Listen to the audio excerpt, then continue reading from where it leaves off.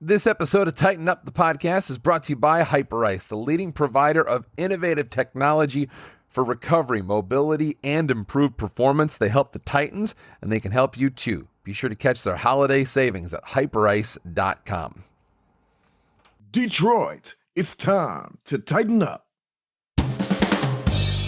Welcome to Tighten Up the Podcast, presented by The Shield NIL. Brought to you by Hyperice and Last Shot Energy. A state of the Titans, the latest in Detroit Mercy athletics, and a chance to hear from Titans all over the world. Here's your host, Dan Hasty. It is Tighten Up the Podcast. Welcome back. And as we get you through another week of Tighten Up, we get a chance to have an important conversation. And I hope this is one that is a thoughtful one. And it's one that is with respect to NIL.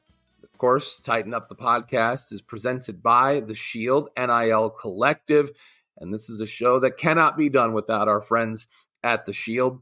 And of course, this is a new era of college athletics, and NIL is one of the things that gets talked about more than anything in this space. So how do we have an intelligent conversation, and how do we learn more about the ways that we can utilize that effectively? Well, a great way that we can do that is to bring in our guest on today's edition of Tighten Up. Greg King, the co-founder of Team NILO, a purpose-driven agency empowering athletes through storytelling, joins us here on Tighten Up. Greg, thank you very much for hanging out with us. Oh, thank you for having me. It's an honor. I really appreciate it. So tell me a little bit about what you guys do and help us set the table on what Team NILO is all about. Yes, well, I guess to set, kind of the stage, let's talk about what a NILO is. And so a NILO is an acronym for name, image, likeness, opportunity. And those opportunities can consist of working with nonprofits, creating specific services that allow athletes to be involved in the community, use their NIL really to impact, a nonprofit's mission. And as we know, athletes are able to be compensated for the services or their NIL.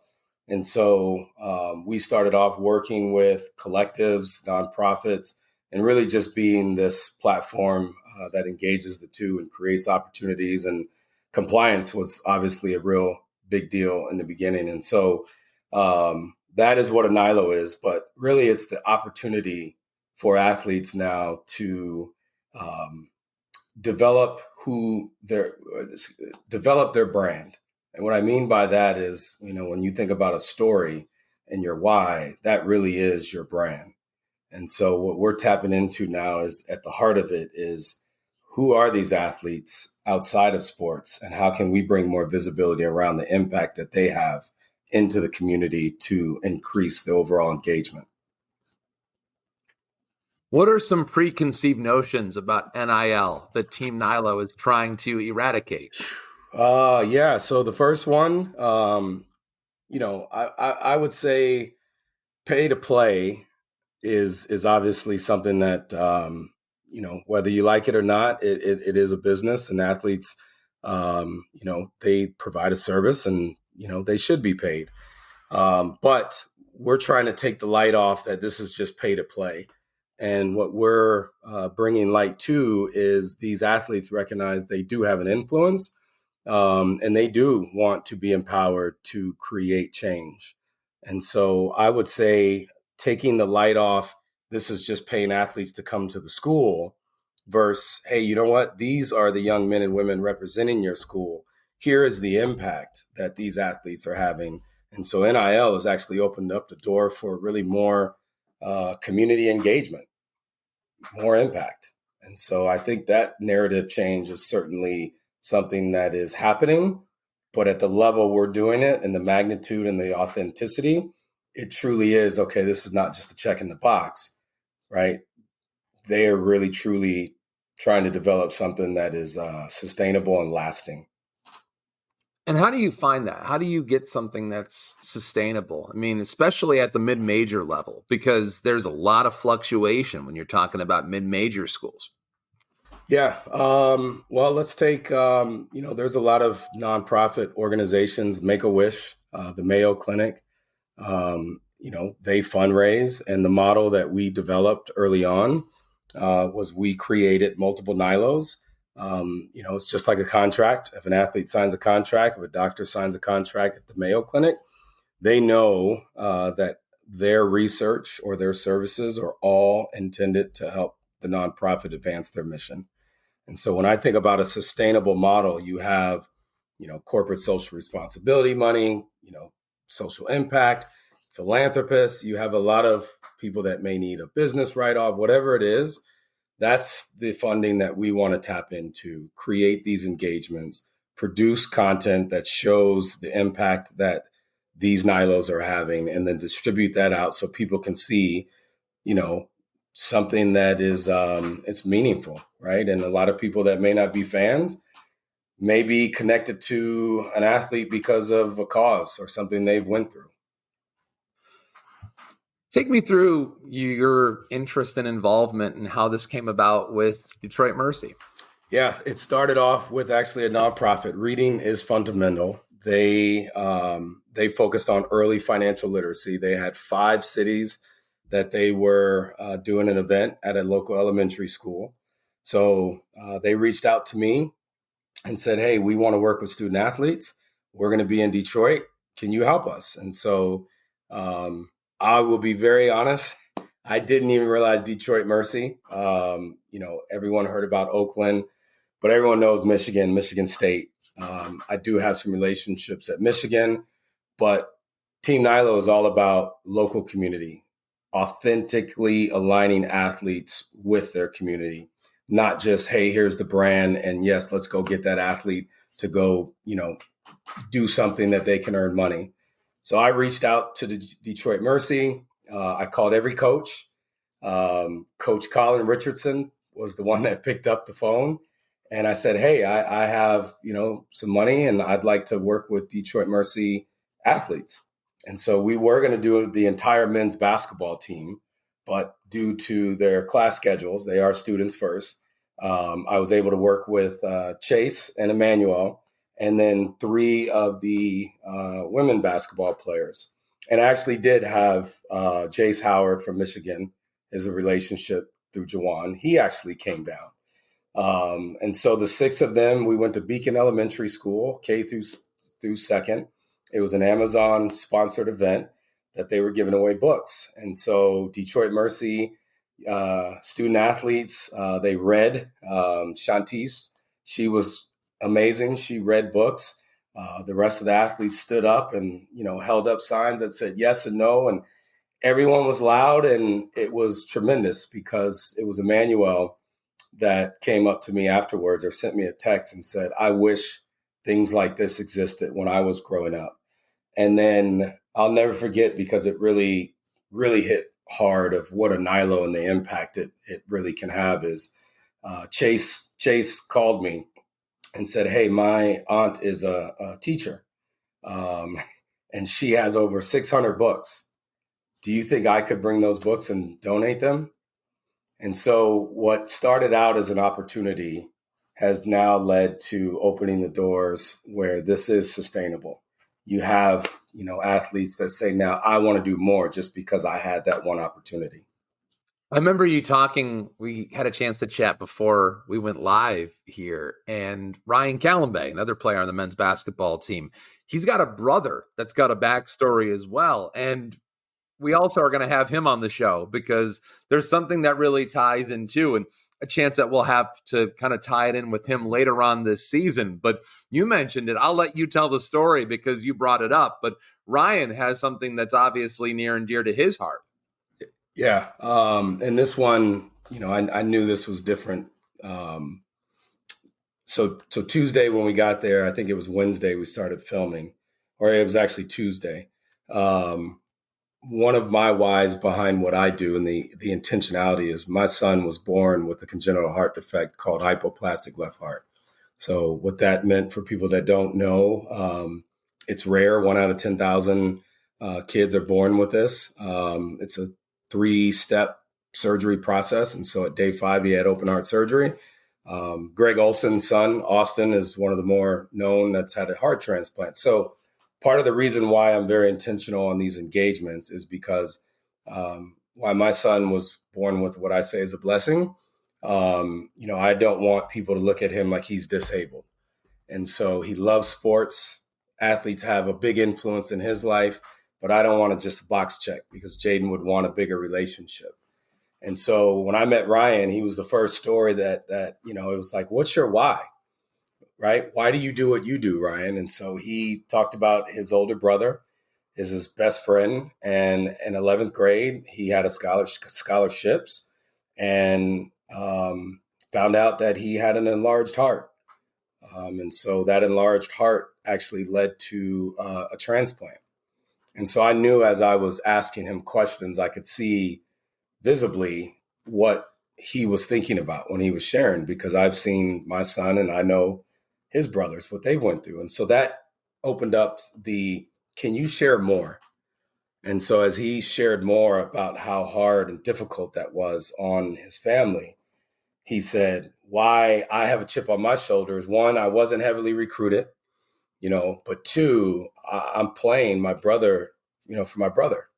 It's something that's special that my brother gets to relive what he couldn't do through me. And so he's aspiring to do great things because there's a bigger purpose and reason. And so hopefully, one, yes, we'll share a story, but his brother hasn't came to the game. So if there's anyone that is listening, which I know there's a lot of people listening, those are the things that NIL has opened the door to get that family here to see Ryan, who's doing a great job, play basketball in person.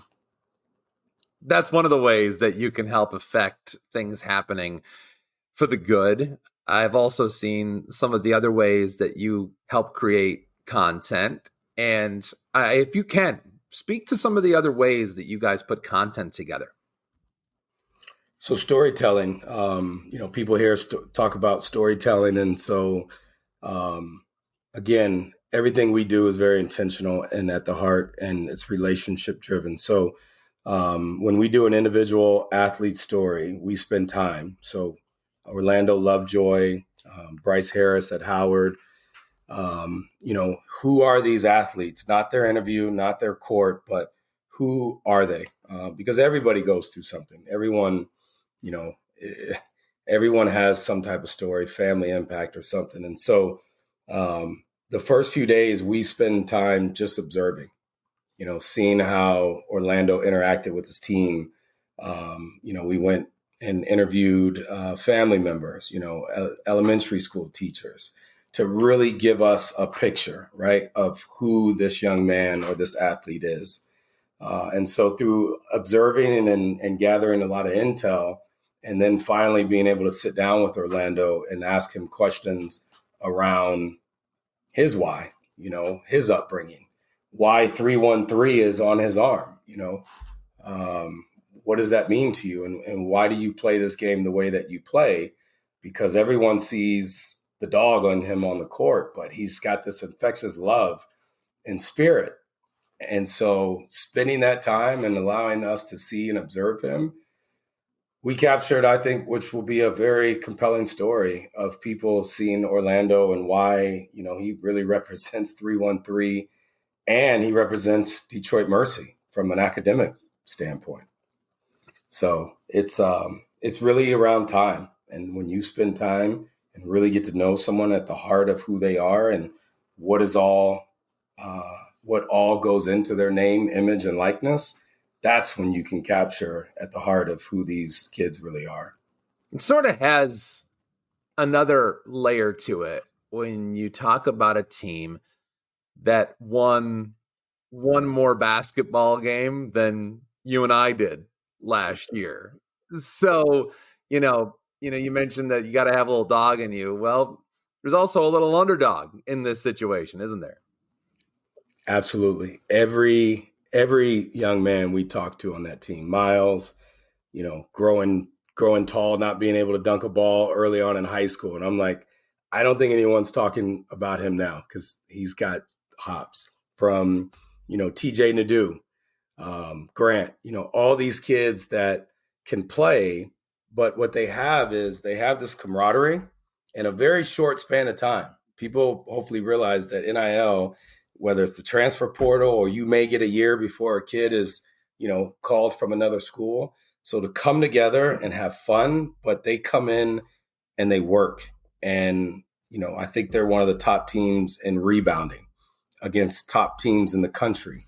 And so when you can sit and watch and see why they can still have fun, but they've bought into a culture and a culture that's been set by a coach. And so we didn't just look at the coach and ask the athletes. We talked to the strength trainer, the coaches, and everyone said the same thing. There's a chip on the shoulder, and they know the history of Detroit, and they are Detroit's college team. They will tell you.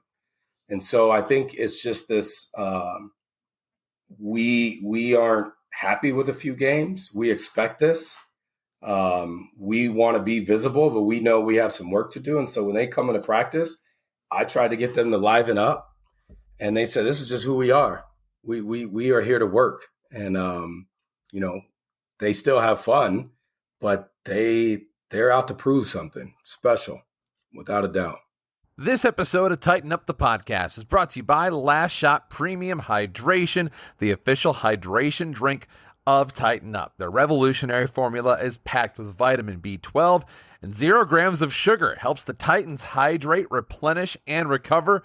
And right now on Amazon, get 15% off their mango and cranberry raspberry flavors while supplies last. Try it at Callahan Hall or learn more at lastshotofficial.com. I think about the potential impact of something like Team NILO, because there's a ton of freshmen getting opportunities right now, and there's some pretty good freshmen on their way in. And you throw something like this into the equation, and other kids start to notice. And whether they're high school seniors or maybe college freshmen or sophomores who aren't getting the opportunities that they want at different places, word tends to get around. And this is where you guys can really help kids find their why. So, if you can speak to how you guys are able to play a part in a situation for whether it be a kid who is looking for the right opportunity in that situation, or if it's a kid at a college level or at a high school level, how do you guys work within those parameters? Yeah. So that's a great question. And to answer that, so our audience can understand, at the heart of this is we're trying to, I would say, change the narrative, right? Educate and bring awareness that NIL is not a pay to play. While sure, kids, things are changing and kids will be able to be paid, and they are being paid. Whatever that looks like. At the end of the day, what NIL has opened the door for is when you look around the university and community and you look at what University of Detroit Mercy has been, they've been a fixture. And you have athletes that now represent that school, but now represent the surrounding communities and that entire state. And so I like to say that it's creating a win-win-win, a win for the university, a win for the athletes, and now a win for the community, because sports brings community into Callahan Hall, where I swear I can't wait till it's sold out again. And it's just like electrifying. But from an athlete standpoint, athletes that are thinking about Detroit, from Detroit, just go talk to the kids that are from Detroit. 10, 15 minutes. And then outside, there's nothing better than your parents. Miles, my whole family takes up a row. They're there as I run out onto that court. But you get to play for your city, your friends. And there's something about taking an underdog to the top. That's visibility to where if your aspirations are the next level, it shows something. You're able to build a team. And then branding, your brand is look, people can't look at a social media and know who you are based off some pictures. And so when you think about my story, well, your story aligns with brands or corporations. And so if they had better visibility, it makes you more marketable. It makes you more attractive. It mitigates the risk because people know who you are. So all these things to kind of, engage audiences and bring people around, your real name, image, and likeness, who you are and what you mean to people. It opens up the door. And so obviously it's a business. And so again, a NILO is a service. And so when an athlete provides a service, they can be compensated. We put that into a more long-term or short-term contract. So that way an athlete knows, hey, I'm going to be working with, this foundation. I'm going to be doing X, Y, and Z. And here is what I'm going to be able to earn. The second way is corporations, corporate sponsors. They have marketing budgets, but they also have community cause marketing budgets. And Ryan's story in February is heart awareness. We all saw DeMar Hamlin. We all saw LeBron's, son. So how do we bring awareness, but then how do we bring a community into a school and do an event with an EKG and just early detection? Well, Ryan is the pillar. His teammates would support his story and create a lot of content, distribute that out, and ultimately we can measure the impact. It's how many people came and got an EKG and figured out that, hey, I got a problem. Let me go to Trinity Health and get checked out. So there's a lot of ways that's already existing, quite frankly. It just takes a willingness of a community. You already have a willingness of your athletes. And now it takes alumni, corporations to come together and say, hey, this is not about NIL. This is about, how do we change the game, right? In many different fronts. So if Team NILO does what exactly it's setting out to do, and I know that there is a very broad palette. There's a lot of different things that you guys have creative space to do. What in your mind's eye do you think that you can help from a content perspective, help people and players and the student athletes at a place like Detroit Mercy? Strengthen the engagement on all fronts. And engagement is alumni coming together, learning about the school's history, University of Detroit, Dickie V, all the coaches, Perry Watson, the tradition of Callahan Hall. Wow. I look at engagement to say, in 1990, I believe it was, the now Detroit Mercy. Like at the end of the day, you guys all, bleed the same. And you guys all are about, impacting your community and coming together and filling Callahan Hall, one, letting the 313 area code know that you guys have Detroit kids. Coach Monty and Coach Stone are recruiting local. I want to see Callahan Hall full because that brings in revenue. That brings ticket sales. And that revenue now can be distributed, right, to bring more players and build that brand back to what it was, a very recognizable powerhouse.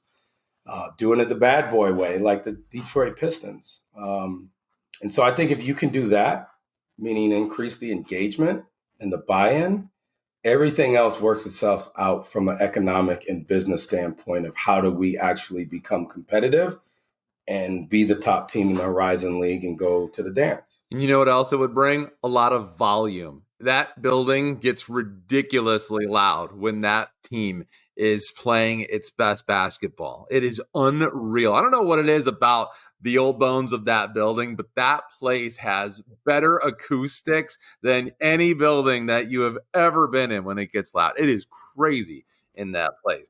Could you imagine, Dan, that shot legend hit?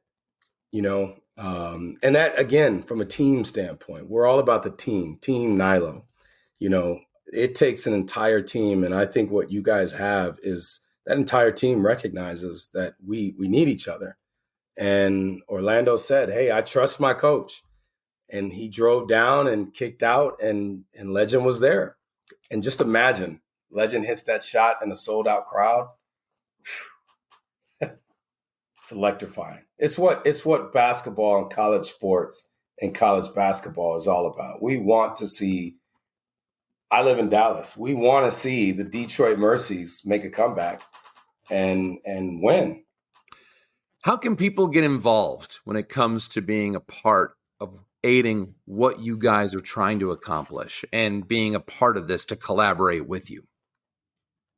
Sure. And so, look at us as the, purpose-driven agency empowering athletes to champion change through storytelling.